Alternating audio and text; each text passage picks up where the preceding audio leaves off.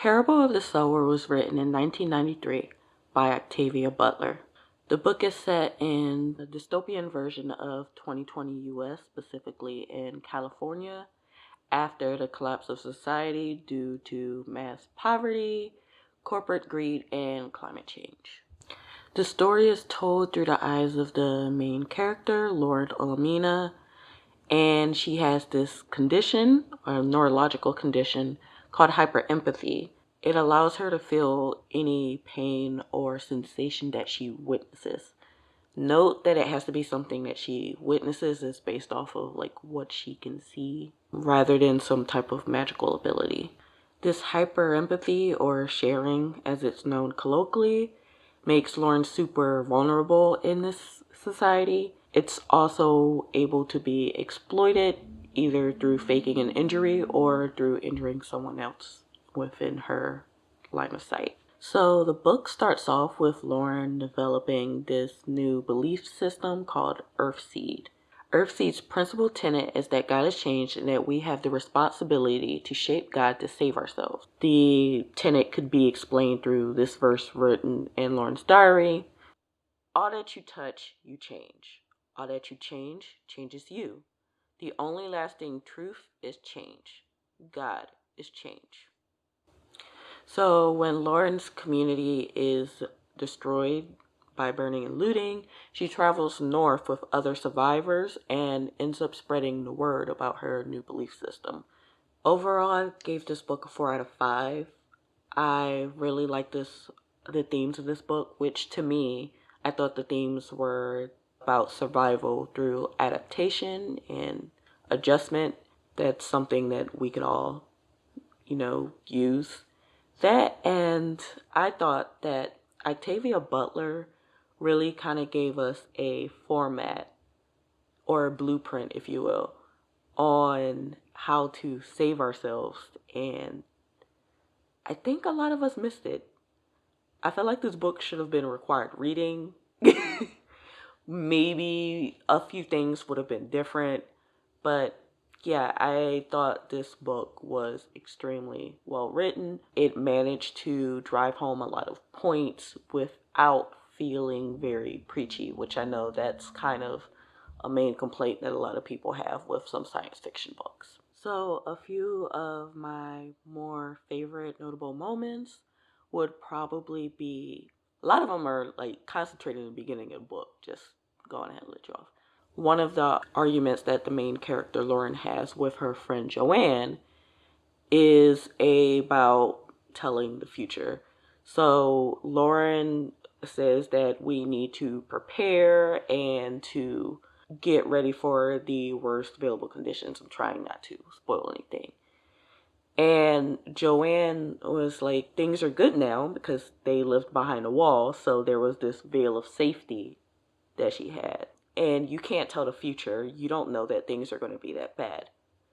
Her line that she ends up giving Joanne, I related to this really well because I think I have said something similar in the past. It's like, you can, if you want to. It's scary, but once you get past the fear, it's easy.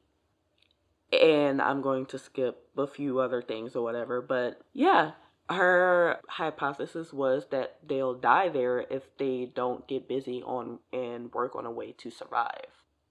I also liked the fact that after she mentions this or whatever, the talk with her father about how she worded that was really interesting, and I'm finding that I'm running up against this wall as well.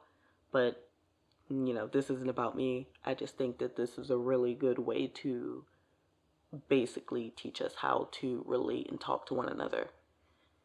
It's better to teach people than to scare them, Lauren.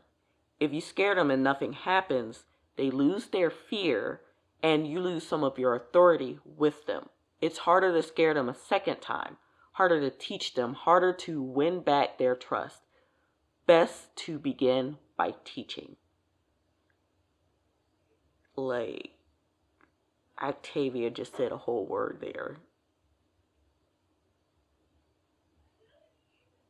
Yeah.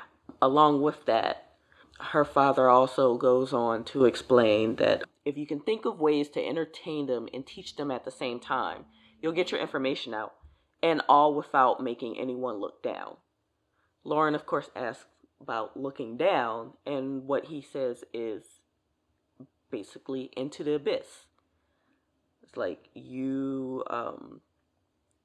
it's interesting that he uses that thing. It's like he tells Lauren, it's like, you're basically new to this. The adults in this community have been balancing on an edge for some time. So, yeah, it's basically, you're new to this, we're true to this. But I think it's interesting where, in a way, those two viewpoints juxtapose. It's not that Lauren's dad disagrees with her. It's he's been there long enough to know that her method is more going to scare people into an action rather than her effect, which is they need to prepare because something is bad is going to happen. And it ends up kind of being a thing where both of them are right, which it reminds me of kind of like current things where it's just like the older generation and the younger generation, there's a communication gap, but older generation is correct about some things as far as like trying to communicate your want for change differently. And the younger generation is right that we do need to have some actual preparation and we do need to do the change. And I really liked that whole scene for the conversation with Lauren and her dad about how to go about enacting this change and preparing for what could be the downfall. And it is the downfall because we, discussed in the community of their community. And basically what he ends up doing is teaching people how to like set up things to protect themselves through his preaching at a church, at his Baptist church. So he takes something from his daughter and actually acts on it and makes something happen. Yeah. So those are a few of my favorite moments.